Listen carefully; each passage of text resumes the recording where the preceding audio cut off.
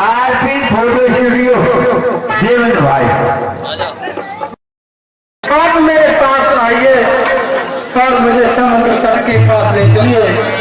मैं अपने भाई जटायु को तिलांजलि देना चाहता हूँ। मेरे पंख जलने के कारण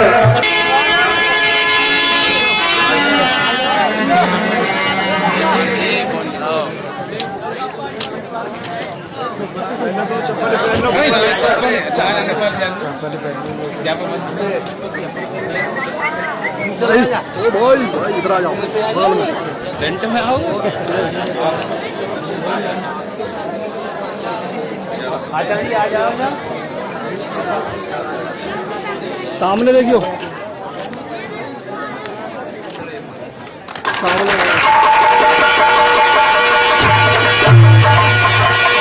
फोटो कर लेंगे।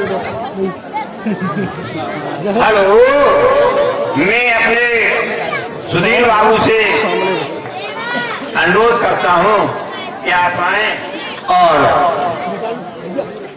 अपने सामने अपने हम मालूम है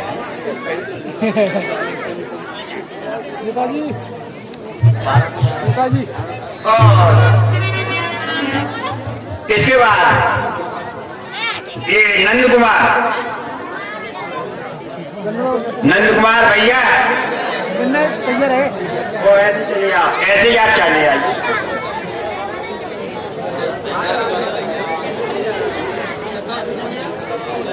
अंकुर नीचे है ना थोड़ा, चल तू बगौर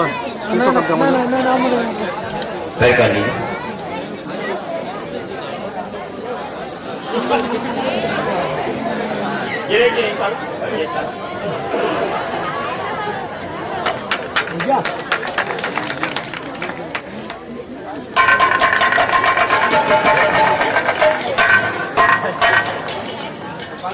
स्वागत की कड़ी में नेताजी ओए ओए ओए विकास आवाज आ ना। ईश्वर करे आप। हाँ बड़े भाई आ गए, बड़े भाई।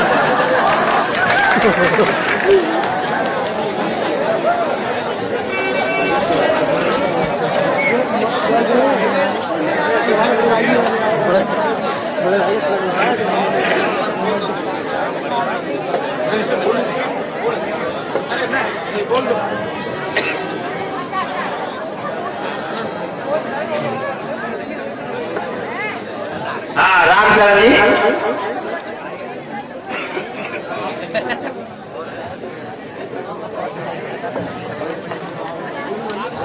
हाँ गोलू भाई कह रहे कोई हमें जान सुनाने होगा, अचानक हैं तो साखों कोई हमें जान सुना।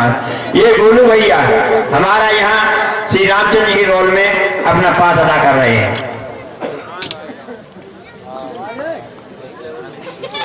सबसे बड़ा पात्र ये था, सबसे बड़ा पात्र तो राम। हेलो, हाँ ओ सबसे बड़ा सहयोग आपको है जो हम लोगों को आगे बढ़ा दिया।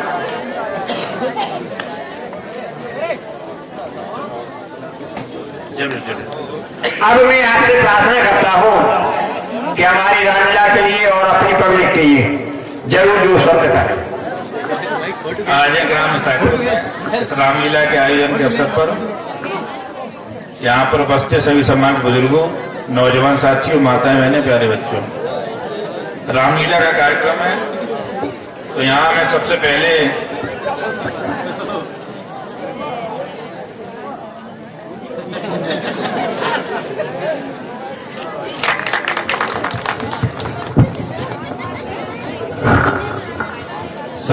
मैं धन्यवाद दूंगा जो अपने इस रामलीला के कार्यक्रम का आयोजन करा रहे हैं, और गांव के सभी कलाकार हैं, उन कलाकार भाइयों को जो अपनी जो प्राचीन परंपरा है उसे बनाए रखे हुए हैं, क्योंकि आजकल आप लोग देख रहे हैं गांव प्राचीन परंपराएं कम होती जा रही हैं और रामलीला धार्मिक कार्यक्रम गांव में होते रहते हैं, तो गांव में भाईचारा ही बना रहता है और इसके माध्यम से हमारी जो नई पीढ़ी है उसे बहुत कुछ सीखने को मिलता है कि हमारी जो पुराने जो भगवान श्री राम और रामलीला में जितने भी कलाकार हैं उनके द्वारा क्या क्या हम लोगों के कार्य किए गए थे, क्योंकि हर किसी महापुरुष से सीखने को मिलता है और महापुरुष वही बनता है जो संघर्ष करता है। भगवान श्री राम ने भी 14 वर्ष वनवास काटा था, संघर्ष किया था, तब जाके उन्होंने सत्य और धर्म के रास्ते पे चल के विजय प्राप्त की थी, तभी उन्हें आज हम लोग मर्यादा पुरुषोत्तम श्री राम के नाम से जानते हैं।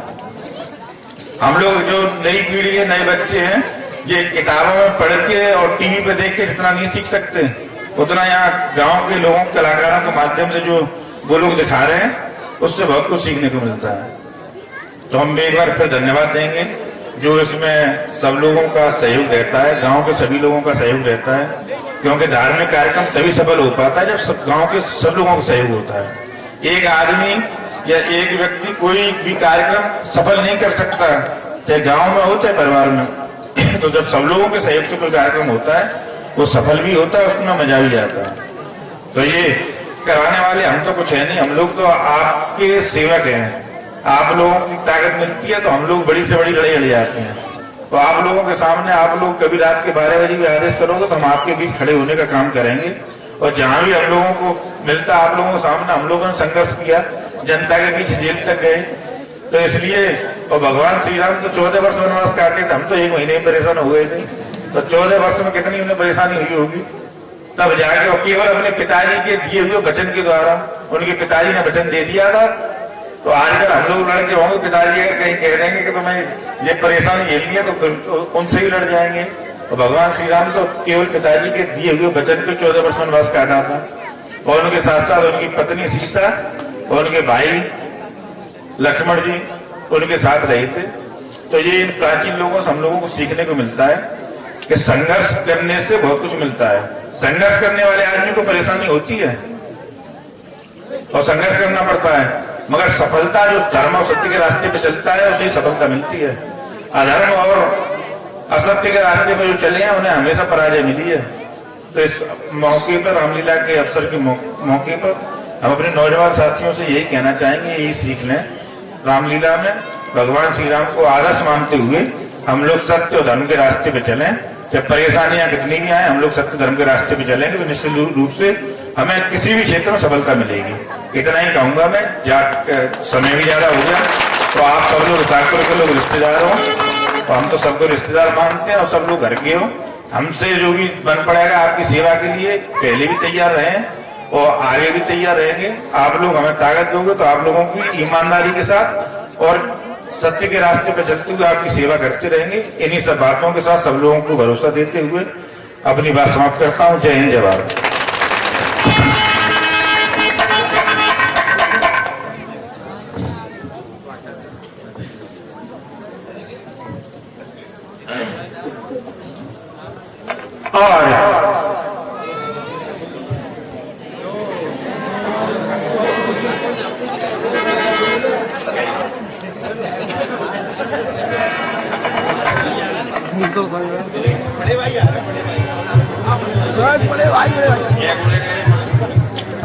छोटू भैया की जय हो, छोटू भैया की जय हो।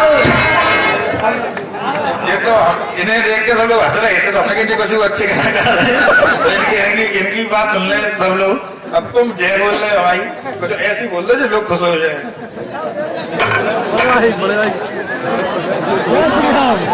देखिए हमारी इस रामलीला को आगे बढ़ाने में और रामलीला संचालित करने में जो छोटू भैया का योगदान है तो शायद हम तो भूल नहीं पाएंगे साहब। और आप हमारी बात का विश्वास करें तो आप भी छोटू भैया को न भूलें जो हर समय आपको आगे बढ़ा रहे हैं। और ये रामलीला कार्यक्रम में हमें 15,000 रुपए धन मुद्रा देकर के हमारा सहयोग कर रहे हैं। जय हिंद, जय भारत। रामलीला कमेटी आपका हार्दिक अभिवादन करती है। छोटू भैया जिंदाबाद। जय श्री राम।